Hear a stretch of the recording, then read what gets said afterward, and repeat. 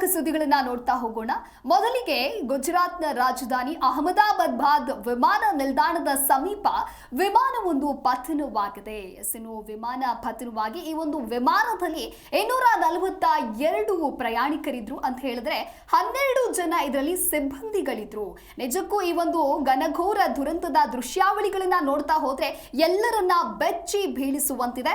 ಆದ್ರೆ ಈ ದುರಂತದಲ್ಲಿ ಒಬ್ಬರು ಮಾತ್ರ ಗ್ರೇಟ್ ಎಸ್ಕೇಪ್ ಆಗಿದ್ದಾರೆ.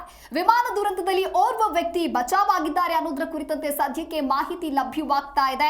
ಎಕ್ಸಿಟ್ ವಿಂಡೋದಿಂದ ರಮೇಶ್ ಜಂಪ್ ಮಾಡಿದ್ದಾರೆ.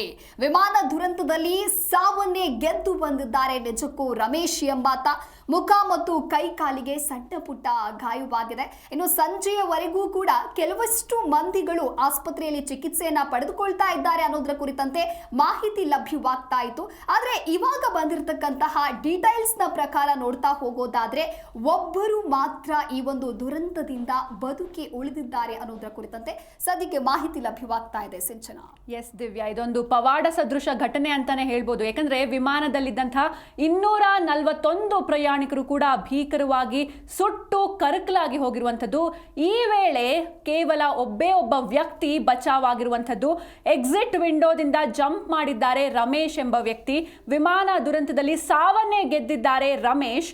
ಇವರಿಗೆ ಮುಖ ಮತ್ತು ಕೈ ಕಾಲಿಗೆ ಸಣ್ಣ ಪುಟ್ಟ ಗಾಯ ಆಗಿರುವಂಥದ್ದು. ವಿಮಾನ ದುರಂತದಲ್ಲಿ 12 ಜನ ಕ್ಯಾಬಿನ್ ಕ್ರೂ ಹಾಗೂ ಇಬ್ಬರು ಪೈಲಟ್ ಹಾಗೂ 10 ಜನ ಕ್ಯಾಬಿನ್ ಸಿಬ್ಬಂದಿ ಇದ್ರು. ಜೊತೆಗೆ ಪ್ರಯಾಣಿಕರು ಎಲ್ಲ ಸೇರಿ 241 ಜನ ಮೃತಪಟ್ಟಿದ್ರು. ಈ ವೇಳೆ ಒಬ್ಬ ವ್ಯಕ್ತಿ ಪವಾಡ ಸದೃಶವಾಗಿ ಬದುಕುಳಿದಿರುವಂಥದ್ದು.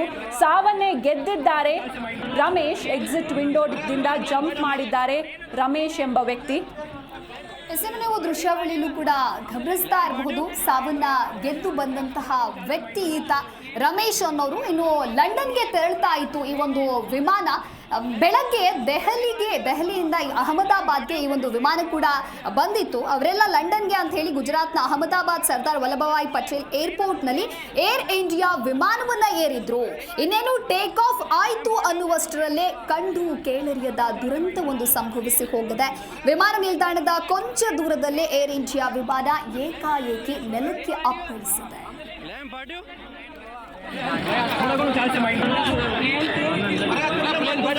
प्लेन